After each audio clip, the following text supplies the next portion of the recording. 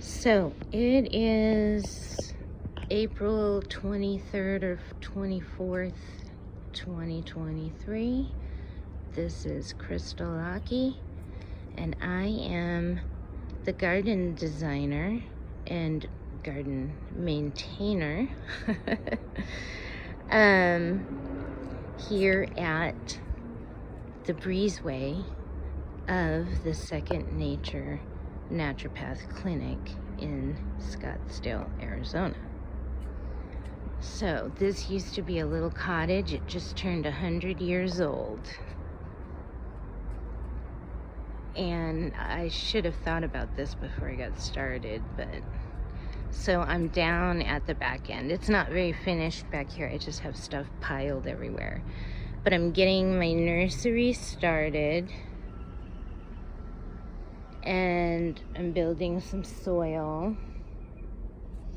and I just have all the stuff that I think I'm gonna need for the nursery, and we're gonna start setting up shop on a regular basis, and I'm gonna see how long I can make it into the summer because it gets hot here. But this breezeway is fabulous, and people need to come back here and hang out, and it's where the plants need to be because it's just, we have to use it for this.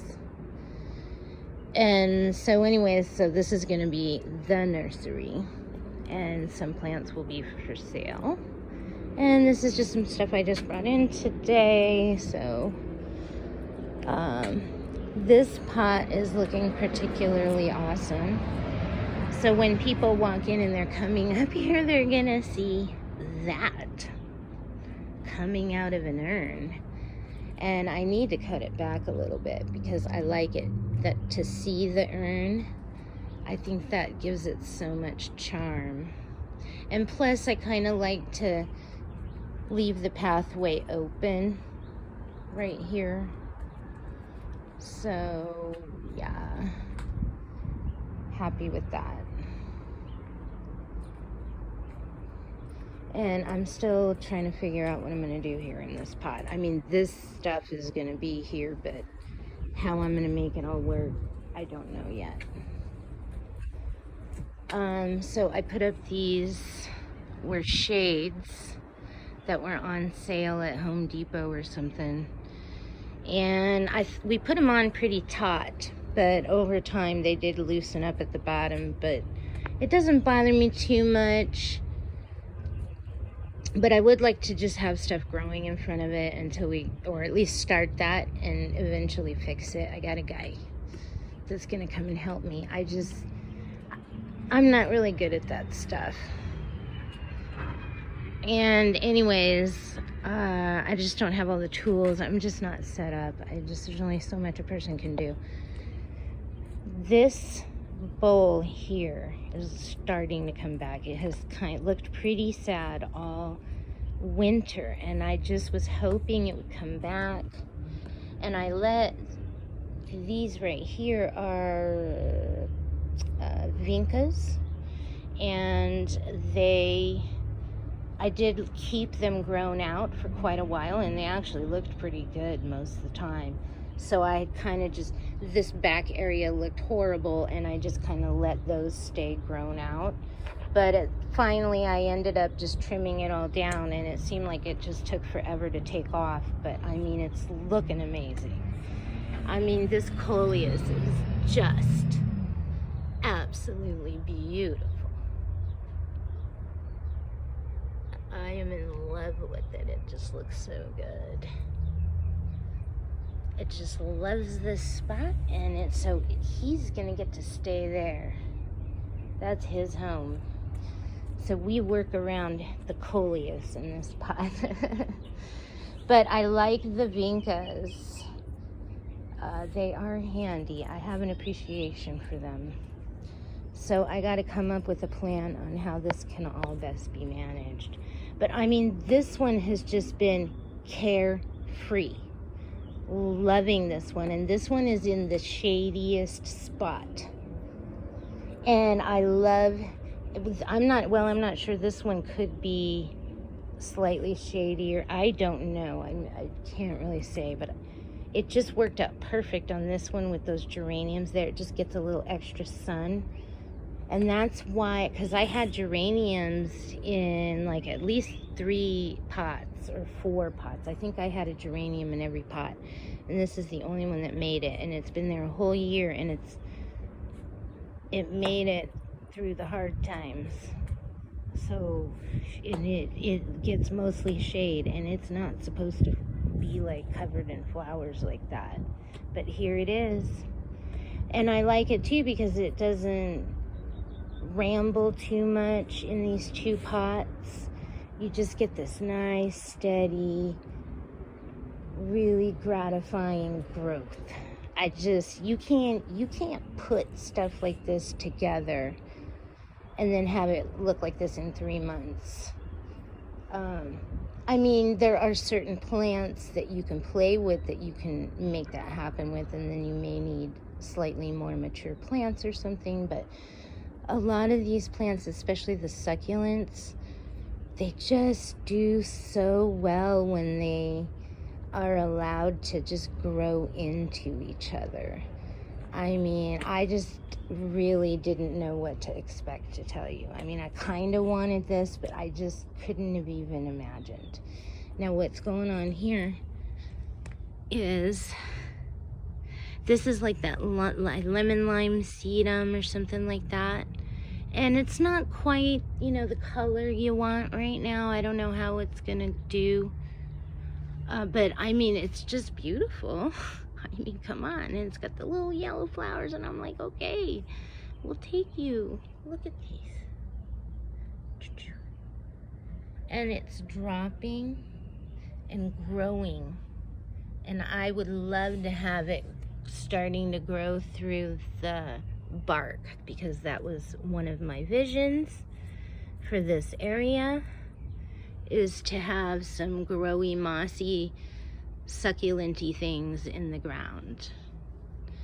And so that's going to be like next winter. I'll probably start experimenting with that. Right now, what I'm experimenting with are grasses. But I never really finished pointing this out. So that's a Kalanchoe miracle leaf, and it's something that you would juice, and it's like a miracle healing plant. So just try it if you got anything wrong with you.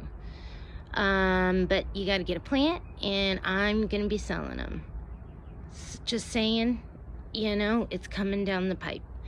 They don't propagate super quickly, but once they get going in the right season, they're very seasonally sensitive. They seem not to really like the winter so much, so they're down for like 4 months or so, and you can't get anything to happen. So I got to figure out the right timing on these to propagate them and all that. But miracle leaf, it is a wonderful, wonderful plant. And so it was, smaller when I planted it, and then it got all crazy, and I cut it back, and then it grew back like this, and now it's all just growing together. And these were like little patches. I didn't know if they were gonna make it through the summer. And these things sticking out of the sedum is what I want to talk about. I mean, I can see why you don't want to use them everywhere, but I'm gonna have to keep this because it's just so cool. But this is an Anacampsero, like the flower just produces like, it's like an octopus agave where there's just little babies. It has that like mother of millions. This is mother of millions too. I don't know what Anacampseros, I believe, is what this is. I'll have to talk more about it later. But these are like the flowers, and so they just came through. I mean, they're amazing. And they're actually flowering.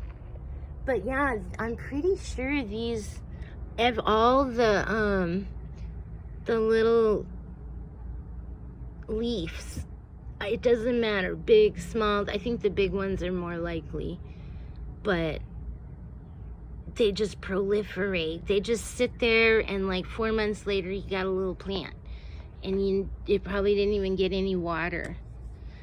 Like, those are cool succulents, but they could turn into a problem. They haven't been too much, so I'll report on that. So I just added these for fun, knowing that they weren't necessarily gonna last or do too much, but if they do, hey. But they don't like the heat. These Aeonium kiwis, I just put them in. I had put some in a fountain, and I saved a few to pop in over here. And you know, so we'll just enjoy those. Hopefully we'll get a good month out of them, but I don't know if they'll go that long. And I can't believe this alyssum. I planted this like last November or something, and it just never bloomed. It was just this little mound of green, and after a while I forgot what it was. I'm like, is that alyssum or something else? You know, it was just this nice little green puffball, and then all of a sudden it bloomed. So yeah, we're keeping the alyssum. And look at how cute it looks with that nasturtium. And I love that this nasturtium is just like the right size. Like, it didn't get all humongo and out of control. I mean, this pot has just been the easiest, and I just put these in. These are called chocolate fingers, and I absolutely love them, and I think they just look so pretty with the cordyline. And the cordyline doesn't look that much bigger than what it was when we planted it, but it probably is. But at least it looks healthy, and that's all I care about. So maybe sometime I can get some of those chocolate fingers in this pot too. But yeah, I mean, all of my pots have been pretty carefree, because that's the way I roll. But I mean, they're still high maintenance too, if that makes sense. But they're easy for a gardener. It's like gardener grade, you know, like a gardener needs to be efficient. But the customer wants annuals, so you just gotta plan accordingly.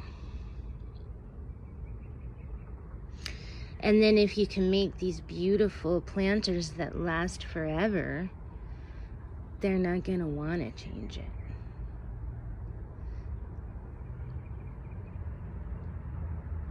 Okay, so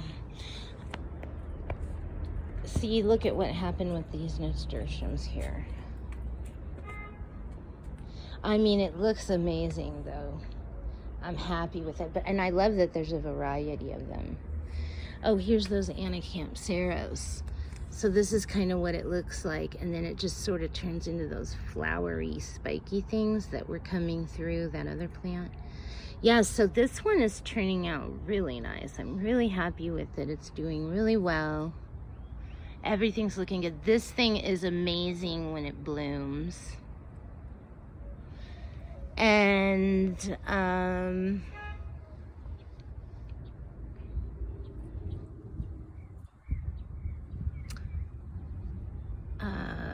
oh, I've got those chocolate fingers back there. But oh, this right here, this is Pagoda Crassula something. And it's loving life, and I love the way it looks. It adds such a nice texture and color, and then I gotta start working more with these chalky blues. I love that one. I don't know what it is, but. And then look at, I got this starfish aloe and a stapelia back there. This is lace aloe, is amazing, good in the sun. That's gonna be like my standby aloe. And those haworthias, those zebras, I think I heard maybe they were haworthia. Those G ones, what are they called? Gasteria. So I'm sorry, I just can't keep up sometimes. I studied the heck out of these plants. And then I've been working with them, and just some things you can't pick up for some reason. I don't know why. But yeah, we got a lot of succulents in here. I hope you can see.